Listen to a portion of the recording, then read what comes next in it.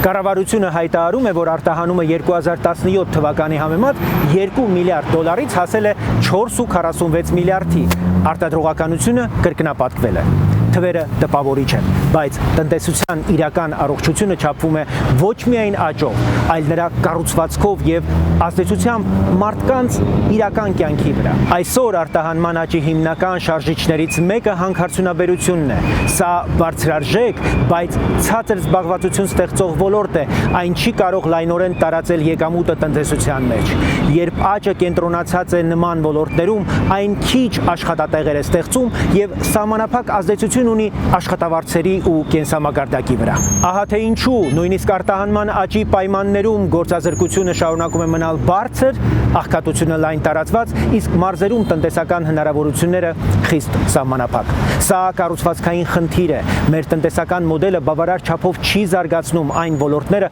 որոնք ստեղծում են զանգվածային զբաղվածություն եւ կայուն եկամուտներ։ Հայաստանին պետք է աճի այլ որակ՝ արտադրություն, վերամշակում, գյուղատնտեսության արժեքի շղթա, տեխնոլոգիական եւ ստեղծարար տնտեսություն, որտեղ ստեղծվում են հազարավոր աշխատատեղեր եւ բարձրանում են աշխատավարձերը։ Տնտեսությունն առողջ է այն ժամանակ, երբ աճը զգում է յուրաքանչյուր ընտանիք։ Միացեք մեզ, որ տնտեսական հաջողությունը չափվի բարձր եւ արժանապատիվ աշխատավարձով, ոչ թե թվերով։